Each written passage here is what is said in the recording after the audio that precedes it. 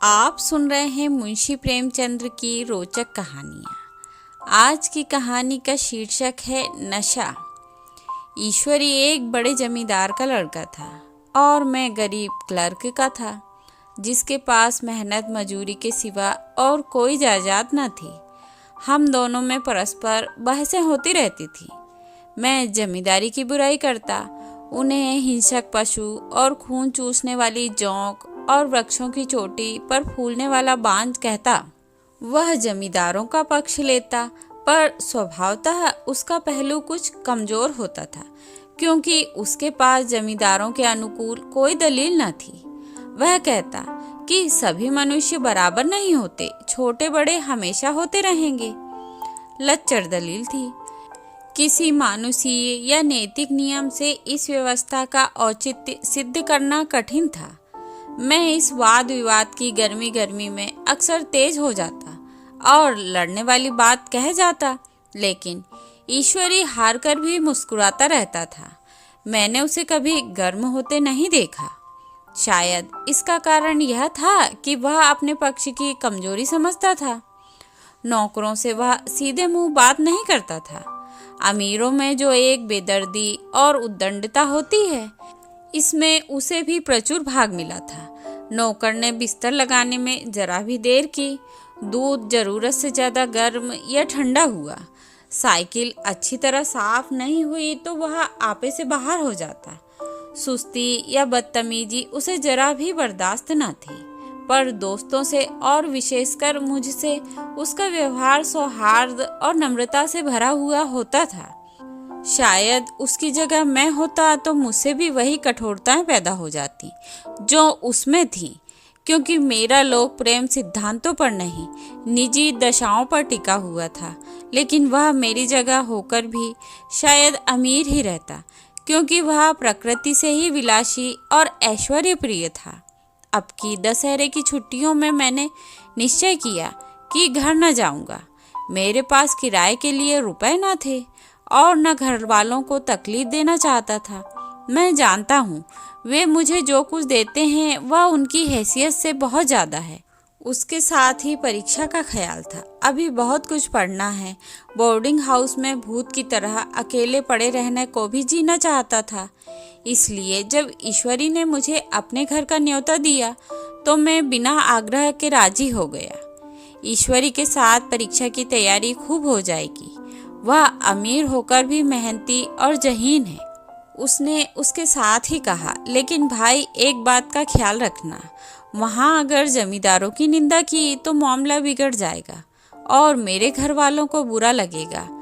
वह लोग तो आसामियों पर इसी दावे से शासन करते हैं कि ईश्वर ने आसामियों को उनकी सेवा के लिए ही पैदा किया है। आसामी में कोई मौलिक भेद नहीं है, तो जमींदारों को कहीं पता न लगे। मैंने कहा, तो क्या तुम समझते हो कि मैं वहाँ जाकर कुछ और हो जाऊँगा? हाँ, मैं तो यही समझता हूँ। तुम गलत समझते हो। ईश्वरी ने इसका कोई जवाब न दिया। कदाचित उसने इस मामले को मेरे विवेक पर छोड़ दिया और बहुत अच्छा किया। अगर वह अपनी बात पर अड़ता तो मैं भी जीत पकड़ लेता। सेकेंड क्लास तो क्या, मैंने कभी इंटर क्लास में भी सफ़र न किया था। अब की सेकेंड क्लास में सफ़र का सौभाग्य प्राप्त हुआ। गाड़ी तो 9 बजे रात को आती थी, पर यात्रा के हर्ष में हम शाम को स्टेशन जा पहुँचे। कुछ देर इधर उधर सैर करने के बाद रिफ्रेशमेंट रूम में जाकर हम लोगों ने भोजन किया। मेरी वेशभूषा और रंग ढंग से पारखी खानसामों को यह पहचानने में देर न लगी कि मालिक कौन है और पिछलग्गू कौन। लेकिन न जाने क्यों मुझे उनकी गुस्ताखी बुरी लग रही थी। पैसे ईश्वरी की जेब से गए। शायद मेरे पिता को जो वेतन मिलता है उससे ज़्यादा इन खानसामों को इनाम इकराम में मिल जाता हो।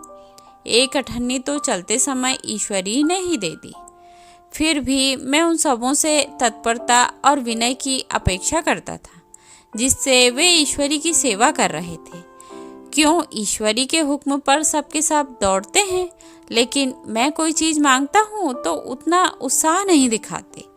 मुझे भोजन में कुछ स्वाद न मिला। यह भेद मेरे ध्यान को संपूर्ण रूप से अपनी ओर खींचे हुए था। गाड़ी आई, हम दोनों सवार हुए। खान सामो ने ईश्वरी को सलाम किया, मेरी ओर देखा भी नहीं। ईश्वरी ने कहा, कितने तमीज़दार हैं ये सब, एक हमारे नौकर हैं कि कोई काम करने का ढंग ही नहीं। मैंने खट्टे मन से कहा, इसी तरह अगर तुम अपने नौकरों को भी 8 आने रोज इनाम दिया करो तो शायद इनसे ज़्यादा तमीज़दार हो जाएं। तो क्या तुम समझते हो यह सब केवल इनाम के लालच से इतना अदब करते हैं? जी नहीं, कदापि नहीं। तमीज़ और अदब तो इनके रक्त में मिल गया है। गाड़ी चली, डाक थी, प्रयाग से चली तो प्रतापगढ़ जाकर रुकी। एक आदमी ने हमारा कमरा खोला। मैं तुरंत चिल्ला उठा, दूसरा दर्जा है, 2nd क्लास है। उस मुसाफिर ने डब्बे के अंदर आकर मेरी ओर एक विचित्र उपेक्षा की दृष्टि से देखकर कहा, जी हाँ, सेवक इतना समझता है, और बीच वाले बर्थ पर बैठ गया। मुझे कितनी लज्जा आई कह नहीं सकता। भोर होते होते हम लोग मुरादाबाद पहुँचे। स्टेशन पर कई आदमी हमारा स्वागत करने के लिए खड़े थे। 5 बेगारों ने हमारा लगेज उठाया। दोनों भद्र पुरुष पीछे पीछे चले। एक मुसलमान था, रियासत अली, दूसरा ब्राह्मण था, राम हरक। दोनों ने मेरी ओर परिचित नेत्रों से देखा, मानो कह रहे हैं, तुम कौवे होकर हंस के साथ कैसे? रियासत अली ने ईश्वरी से पूछा, यह बाबू साहब क्या आपके साथ पढ़ते हैं? ईश्वरी ने जवाब दिया, हाँ, साथ पढ़ते भी हैं और साथ रहते भी हैं। यूँ कहिए कि आप ही की बदौलत मैं इलाहाबाद में पड़ा हुआ हूँ, नहीं कब का लखनऊ चला आया होता। आपकी मैं इन्हें घसीट लाया।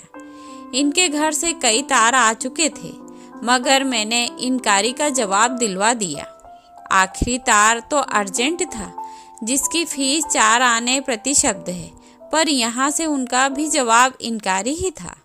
दोनों सज्जनों ने मेरी ओर चकित नेत्रों से देखा, आतंकित हो जाने की चेष्टा करते जान पड़े।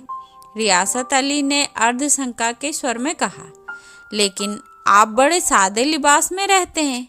ईश्वरी ने शंका निवारण की, महात्मा गांधी के भक्त हैं साहब, खद्दर के सिवा कुछ पहनते ही नहीं। पुराने सारे कपड़े जला डाले, यूँ कहो कि राजा हैं। 2.5 लाख सालाना की रियासत है, पर आपकी सूरत देखो तो मालूम होता है अभी अनाथालय से आए हैं। राम हरक बोले, अमीरों का ऐसा स्वभाव बहुत कम देखने में आता है, कोई भांप ही नहीं सकता। रियासत अली ने समर्थन किया, आपने महाराज चौंगली को देखा हो तो दांतों तले उंगली दबाते। एक गाढ़े की मिर्जई और चमरोदे जूते पहने बाजारों में घूमा करते थे। सुनते हैं एक बार बेगार में पकड़े गए थे और उन्हीं ने 10 लाख से कॉलेज खोल दिया। मैं मन में कटा जा रहा था, पर ना जाने क्या बात थी, यह सफ़ेद झूठ उस वक्त मुझे ज़्यादा हास्यास्पद न जान पड़ा। उसके प्रत्येक वाक्य के साथ मानो मैं उस कल्पित वैभव के समीपतर आता जाता था। मैं घुड़सवार नहीं हूँ, हाँ, लड़कपन में कई बार लद्दू घोड़ों पर सवार हुआ हूँ। यहाँ देखा तो 2 कलारास घोड़े हमारे लिए तैयार खड़े थे। मेरी तो जान ही निकल गई। सवार तो हुआ, पर बोटियाँ काँप रही थी। मैंने चेहरे पर शिकन न पड़ने दिया। घोड़े को ईश्वरी के पीछे डाल दिया। खैरियत यह हुई कि ईश्वरी ने घोड़े को तेज न किया, वरना शायद मैं हाथ पैर तुड़वा कर लौटता। संभव है ईश्वरी ने समझ ही लिया होगा कि यह कितने पानी में है। ईश्वरी का घर क्या था, किला था। इमाम बाड़े का सा फाटक, द्वार पर पहरेदार टहलता हुआ, नौकरों का कोई हिसाब नहीं, एक हाथी बंधा हुआ। ईश्वरी ने अपने पिता, चाचा, ताऊ आदि सबसे मेरा परिचय कराया और उसी अतिशयोक्ति के साथ ऐसा हवा बांधा कि कुछ न पूछिए। नौकर चाकर ही नहीं, घर के लोग भी मेरा सम्मान करने लगे। देहात के जमींदार, लाखों का मुनाफा, मगर पुलिस कांस्टेबल को अफसर समझने वाले। कई महाशय तो मुझे हुजूर हुजूर कहने लगे। जब जरा एकांत हुआ तो मैंने ईश्वरी से कहा, तुम बड़े शैतान हो यार, मेरी मिट्टी क्यों पलीत कर रहे हो। ईश्वरी ने दृढ़ मुस्कान के साथ कहा, इन गधों के सामने यही चाल जरूरी थी, वरना यह सीधे मुंह बोलते भी नहीं। जरा देर के बाद नाई हमारे पांव दबाने आया। कुंवर लोग स्टेशन से आए हैं, थक गए होंगे। ईश्वरी ने मेरी ओर इशारा करके कहा, पहले कुंवर साहब के पांव दबा। मैं चारपाई पर लेटा हुआ था। मेरे जीवन में ऐसा शायद ही कभी हुआ हो कि किसी ने मेरे पांव दबाए हों। मैं इसे अमीरों के चोचले, रईसों का गधापन और बड़े आदमियों की मुठमर्दी और जाने क्या क्या कहकर ईश्वरी का परिहास किया करता था। और आज मैं रईस बनने का स्वांग भर रहा था। इतने में 10 बज गए। पुरानी सभ्यता के लोग थे। नई रोशनी अभी केवल पहाड़ की चोटी तक पहुंच पाई थी। अंदर से भोजन का बुलावा आया। हम स्नान करने चले। मैं हमेशा अपनी धोती खुद छाट लिया करता हूँ, मगर यहाँ मैंने ईश्वरी की ही भांति अपनी धोती भी छोड़ दी। अपने हाथों अपनी धोती छाटते शर्म आ रही थी। अंदर भोजन करने चले। हॉस्टल में जूते पहने ही मेज पर जा डटते थे। यहाँ पांव धोना आवश्यक था। कहार पानी लिए खड़ा था। ईश्वरी ने पांव बढ़ा दिए। कहार ने उसके पांव धोए। मैंने भी पांव बढ़ा दिए। कहार ने मेरे भी पांव धोए। मेरा वह विचार न जाने कहाँ चला गया था। सोचा था वहाँ देहात में एकाग्र होकर खूब पढ़ेंगे, पर यहाँ सारा दिन सैर सपाटे में कट जाता था। कहीं नदी में बजरे पर सैर कर रहे हैं, कहीं मछलियों या चिड़ियों का शिकार खेल रहे हैं, कहीं पहलवानों की कुश्ती देख रहे हैं, कहीं शतरंज पर जमे हैं। ईश्वरी खूब अंडे मंगवाता और कमरे में स्टोव पर आमलेट बनते। नौकरों का एक जत्था हमेशा घेरे रहता। अपने हाथ पांव हिलाने की कोई ज़रूरत नहीं, केवल जवान हिला देना काफ़ी है। नहाने बैठो तो आदमी नहलाने को हाजिर, लेटो तो आदमी पंखा झलने को खड़े हैं। महात्मा गांधी का कुंवर चेला मशहूर था। भीतर से बाहर तक मेरी धाक थी। नाश्ते में जरा भी देर न होने पाए, कहीं कुंवर साहब नाराज ना हो जाए। बिछावन ठीक समय पर लग जाए। कुंवर साहब के सोने का समय आ गया। मैं ईश्वरी से भी ज़्यादा नाजुक दिमाग बन गया था, या बनने पर मजबूर किया गया था। ईश्वरी अपने हाथ से बिस्तर बिछा ले, लेकिन कुंवर मेहमान अपने हाथों कैसे अपना बिछावन बिछा सकते हैं? उनकी महानता में बट्टा लग जाएगा। एक दिन सचमुच यही बात हो गई। ईश्वरी घर में था। शायद अपनी माता से कुछ बातचीत करने में देर हो गई। यहाँ 10 बज गए। मेरी आंखें नींद से झपक रही थी, मगर बिस्तर कैसे लगाऊं? कुंवर जो ठहरा। कोई 11:30 बजे मेहरा आया। बड़ा मुंह लगा नौकर था। घर के धंधों में मेरा बिस्तर लगाने की उसे सुधि ही ना रही। अब जो याद आई तो भागा हुआ आया। मैंने ऐसी डांट बताई कि उसने भी याद किया होगा। ईश्वरी मेरी डांट सुनकर बाहर निकल आया और बोला, तुमने बहुत अच्छा किया। यह सब हरामखोर इसी व्यवहार के योग्य हैं। इसी तरह ईश्वरी एक दिन एक जगह दावत में गया हुआ था। शाम हो गई, मगर लैंप मेज पर रखा हुआ था। दिया सलाई भी थी, लेकिन ईश्वरी खुद कभी लैंप नहीं जलाता था। फिर कुंवर साहब कैसे जलाएं? मैं झुंझला रहा था। समाचार पत्र आया रखा हुआ था। जी उधर लगा हुआ था, पर लैंप नदारद। देवयोग से उसी वक्त मुंशी रियासत अली आ निकले। मैं उन्हीं पर उबल पड़ा। ऐसी फटकार बताई कि बेचारा उल्लू हो गया। तुम लोगों को इतनी फिक्र भी नहीं कि लैंप तो जलवा दो? मालूम नहीं ऐसे कामचोर आदमियों को यहाँ कैसे गुजर होता है। मेरे यहाँ घंटे भर निर्वाह ना हो। रियासत अली ने कांपते हुए हाथों से लैंप जला दिया। वहाँ एक ठाकुर अक्सर आया करता था। कुछ मन चला आदमी था। महात्मा गांधी का परम भक्त। मुझे महात्मा जी का चेला समझकर मेरा बड़ा लिहाज करता था, पर मुझसे कुछ पूछते संकोच करता था। एक दिन मुझे अकेला देखकर आया और हाथ बांधकर बोला, सरकार तो गांधी बाबा के चेले हैं ना। लोग कहते हैं कि यह सुराज हो जाएगा तो जमींदार ना रहेंगे। मैंने शान जमाई, जमींदारों के रहने की जरूरत ही क्या है। यह लोग गरीबों का खून चूसने के सिवा और क्या करते हैं। ठाकुर ने फिर पूछा, तो क्यों सरकार सब जमींदारों की जमीन छीन ली जाएगी।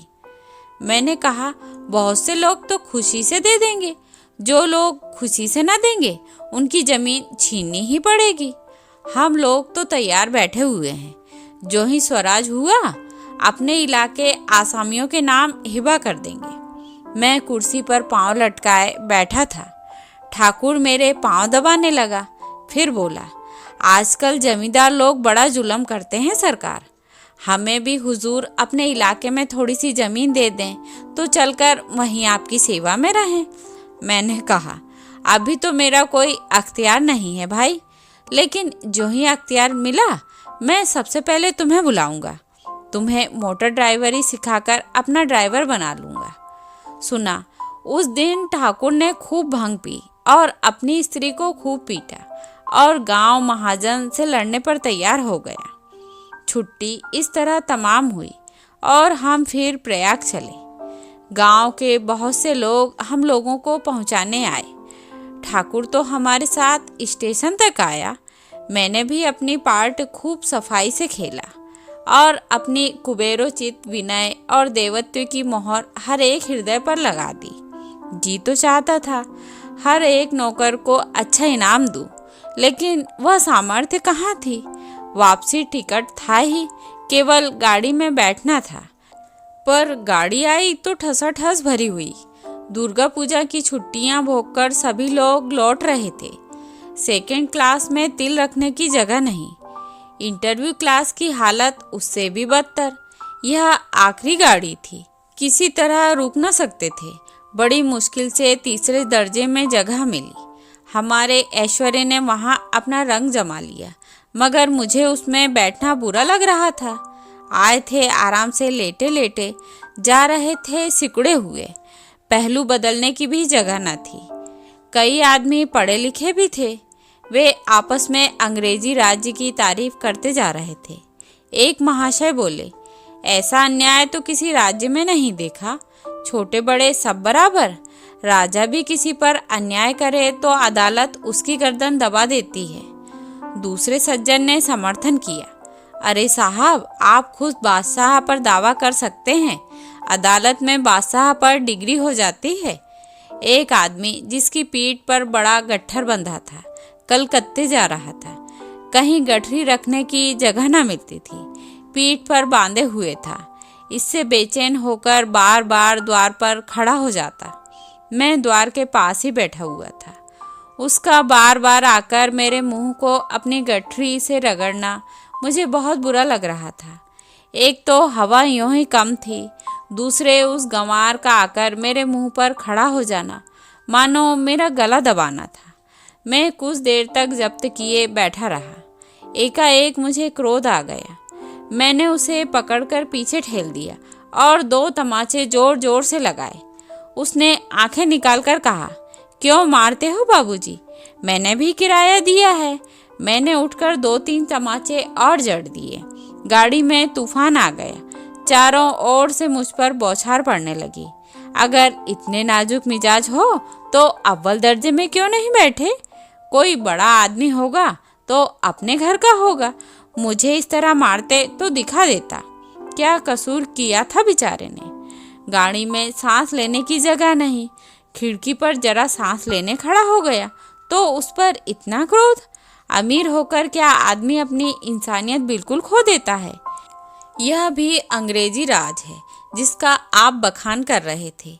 एक ग्रामीण बोला, दफ्तर में घुस पावत नहीं, उस पे इतना मिजाज। ईश्वरी ने अंग्रेजी में कहा, what an idiot you are. और मेरा नशा अब कुछ उतरता हुआ मालूम होता था। तो यह थी कहानी नशा।